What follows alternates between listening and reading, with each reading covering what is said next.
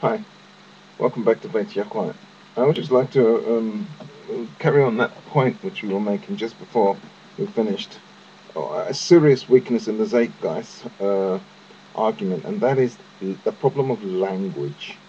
Zeitgeist is talking about Horus as though he had the letters KRST, which is supposed to represent Christ, uh, around 3000 BC or whenever.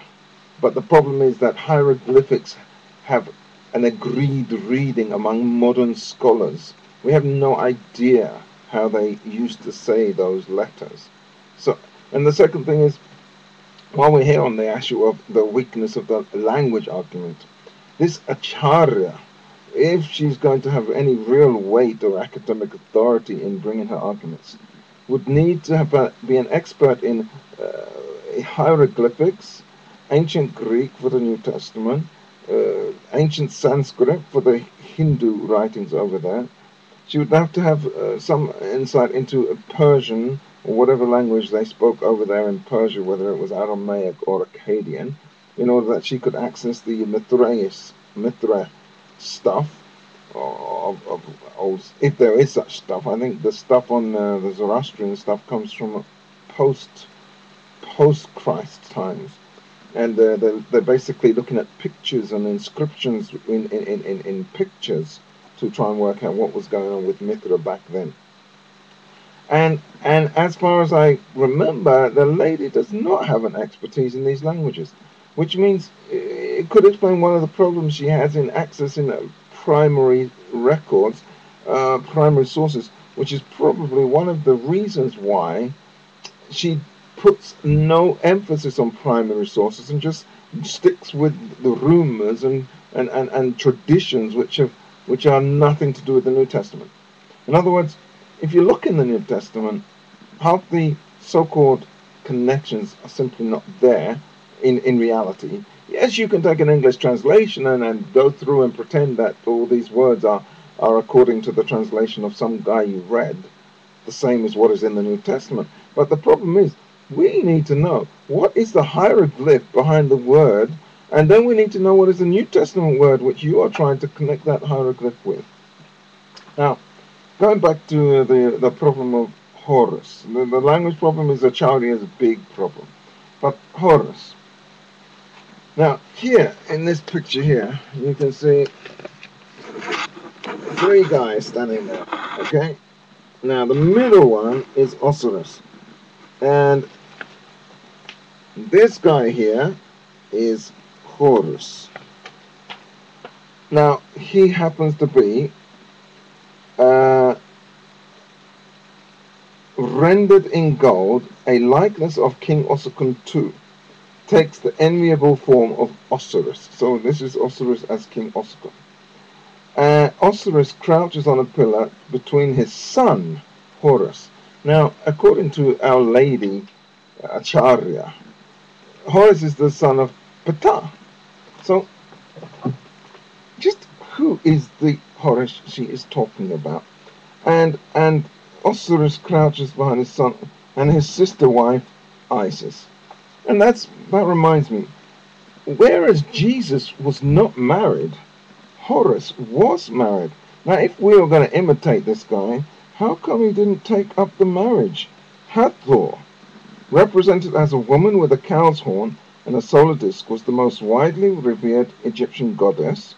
Her symbolic association with the highly valued animal, the cow, connects Hathor with love, fertility, motherhood, and fullness of life.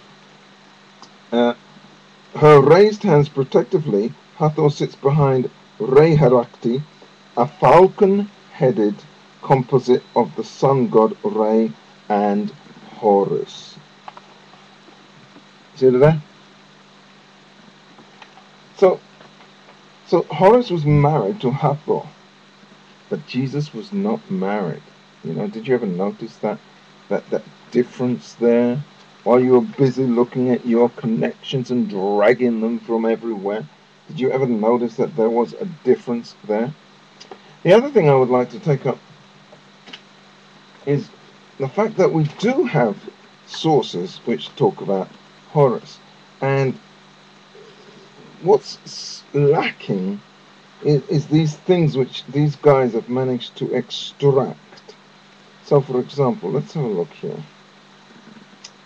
Horace, page 18, 29, 32, 38, 39, 41, 53, etc. Many, many pages of Horace, okay? Now, what we'll do is, this is from the New Kingdom, so this isn't going back 3,000 years.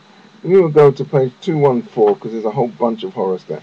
Now, I haven't particularly read this before, so we're just going to see how many of those amazing parallels, which are supposed to be there, are here just from coming to reading.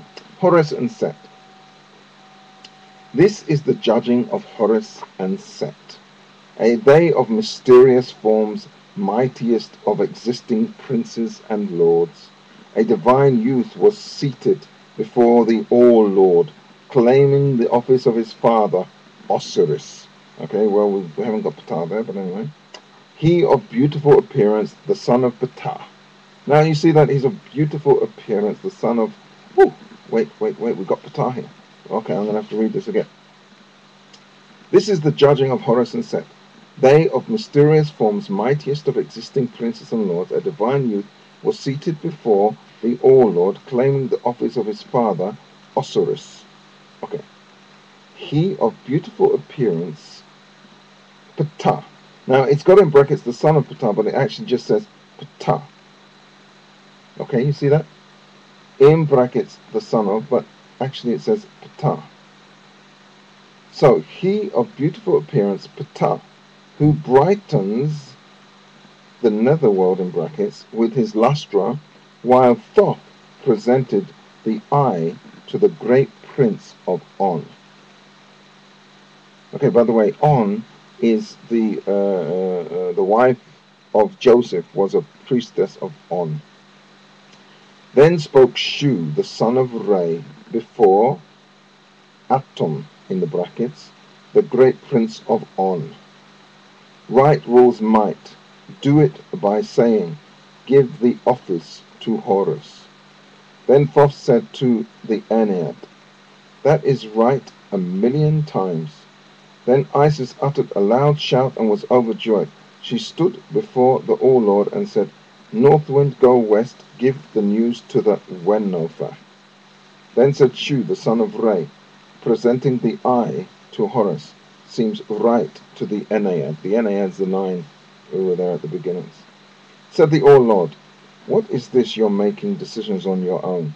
Then Honorius said, he, Thoth, shall, in brackets, shall take the royal name ring to Horus, and the white crown shall be placed on his head.